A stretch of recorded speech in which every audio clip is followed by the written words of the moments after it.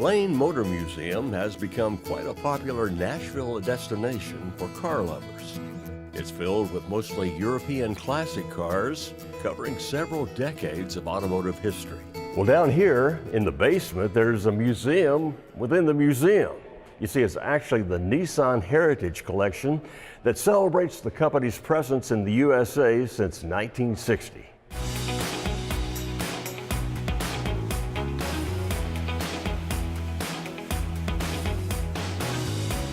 David Bishop is Senior Manager of Product Development at Nissan North America in Franklin. But he's also the volunteer, passionate overseer of this historic collection.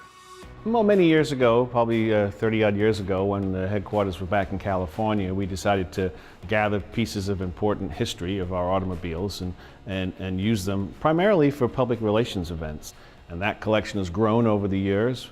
We moved to Middle Tennessee to be close to our manufacturing centers 10 years ago, and now the collection is a little over 60 cars and covers the three brands of Nissan, Datsun, and Infiniti.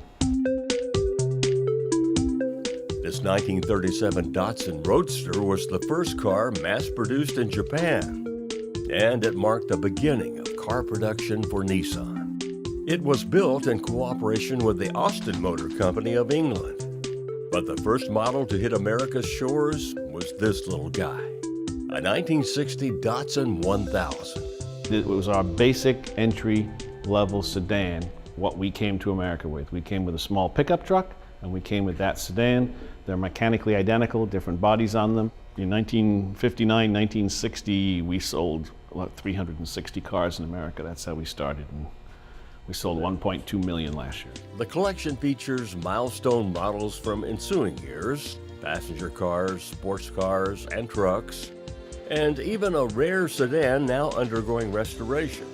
It's a 1963 Cedric, a popular full-size car in Japan, but here in the U.S., well, not so much. This particular car was one of 256 that we imported in 1963 east of the Mississippi to try and get into the full-size sedan market to compete against a basic Chevy or a basic Ford.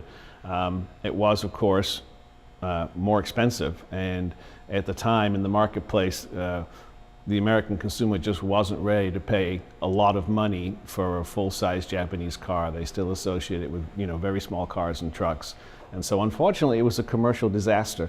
Of course, it doesn't get any better than the epic Datsun 240Z, considered by many as the best Japanese sports car ever. In the 1980s, the parent company dropped the Datsun brand so everything could be called Nissan. To avoid confusion, some models even carried both names. This 1983 pickup truck may look unimpressive, but it has special meaning for Middle Tennessee. Here is the very first vehicle that Nissan built in the United States. It's job one off the production line, June 16th, 1983, out of our assembly plant in Smyna, Tennessee. So although it's just a basic little pickup truck and doesn't look like anything special to the outside world, to us it's a very significant car.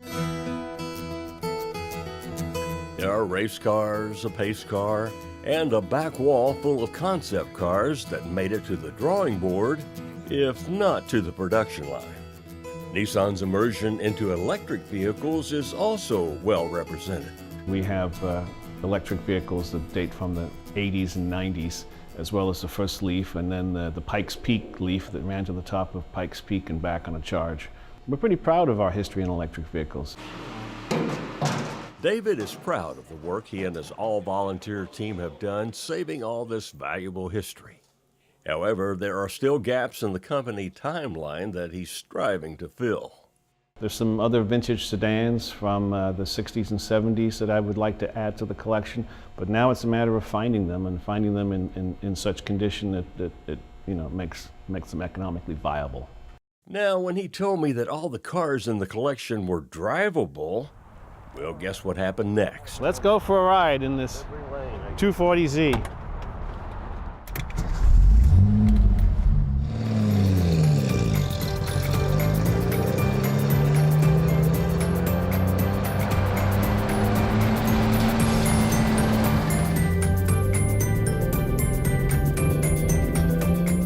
there's only one thing better than riding in a pristine, low-mileage 240Z, and it's this.